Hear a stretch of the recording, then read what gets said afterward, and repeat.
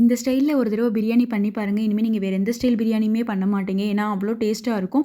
அந்த டேஸ்ட் எல்லாத்தையுமே இது வந்து தூக்கி சாப்பிட்ருங்க. வாங்க இது வந்து எப்படி பண்ணுறதுன்னு பார்க்கலாம். அதுக்கு வந்து ஒரு 3/4 கிலோ சிக்கன் எடுத்திருக்கேன். அதில் வந்து 1 டேபிள் ஸ்பூன் வந்து இஞ்சி பூண்டு பேஸ்ட், தேவையான அளவு உப்பு, ஒரு 1/4 டீஸ்பூன் வந்து மஞ்சள் தூள். இதை வந்து பிசைஞ்சிட்டு ஒரு 20 மினிட்ஸ் வந்து அப்படியே விட்டுருங்க. அடுத்து வந்துட்டு அரிசி ஊற வச்சிடலாம். அதுக்கு வந்து நான் 3/4 கிலோ சிக்கனுக்கு வந்து 3/4 கிலோ ரைஸ் வந்து எடுத்திருக்கேன். இதை வந்து நல்லா கழுவிட்டு இதையும் ஒரு 20 மினிட்ஸ் வந்து ஊற வச்சுருங்க.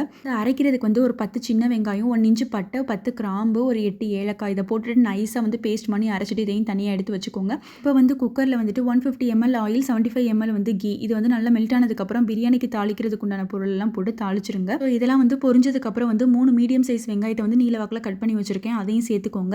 வெங்காயம் வந்து கோல்டன் ப்ரௌன் ஆனதுக்கப்புறம் வந்து ஒரு கைப்பிடி அளவு புதினா, ஒரு கைப்பிடி அளவு கொத்தமல்லி இதையும் போட்டுட்டு 1 டீஸ்பூன் வந்துட்டு ரெட் சில்லி பவுடர், அப்புறம் 1 டீஸ்பூன் வந்துட்டு காஷ்மீரி ரெட் சில்லி பவுடர் இதையும் சேர்த்துட்டு நல்லா வந்து வதக்கி விட்டுருங்க. இப்போ வந்து 1.5 டேபிள் ஸ்பூன் வந்து இஞ்சி பூண்டு பேஸ்ட்டு நம்ம வந்து அரைச்சி வச்சிருந்தோம் இல்லையா, அந்த விழுதையும் சேர்த்துட்டு ஒரு 2 மினிட்ஸ் வந்து மீடியம் ஃப்ளேமில் வந்து நல்லா வதக்கிக்கிட்டே இருங்க. இதோட வந்துட்டு ஒரு 1/4 டம்ளர் தண்ணி ஊற்றிட்டு கொஞ்சம் வந்து ஒரு 2 மினிட்ஸ் வந்து வதக்கி விட்டுருங்க. ஸோ இப்போ வந்துட்டு நான் 3 மீடியம் சைஸ் தக்காளி வந்து நான் எடுத்து வச்சிருக்கேன். அதை நீல வாக்கில் கட் பண்ணி வச்சிருக்கேன். அதையும் சேர்த்துட்டு தக்காளி மசிற அளவு வெயிட் பண்ணிட்டு அதை வந்து கரண்டியால் நல்லா வந்து மசிச்சு விட்டுருங்க. இப்போ வந்து நம்ம சிக்கனை சேர்த்துட்டு நம்ம அரிசி அளந்தோம் இல்லையா, அந்த டம்ளரில் வந்து நான் 1 டம்ளர் தண்ணி மட்டும் தான் சேர்த்துருக்கேன். இப்போ வந்து தண்ணி சேர்த்துட்டு வந்து குக்கரை மூடிட்டு வந்து 2 விசில் மட்டும் வச்சு எடுத்துக்கோங்க.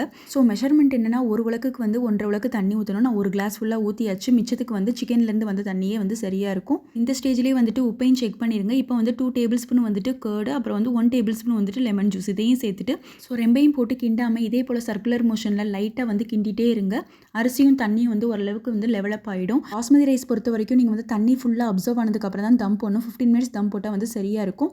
தம் போட்டுட்டு 15 மினிட்ஸ் வந்து அப்படியே விட்டுருங்க. அவ்வளோதான், சூப்பராக வந்து பிரியாணி தயாராகிடுச்சு. இன்னொரு வீடியோவில் பார்க்கலாங்க. அது வரைக்கும் பாய்.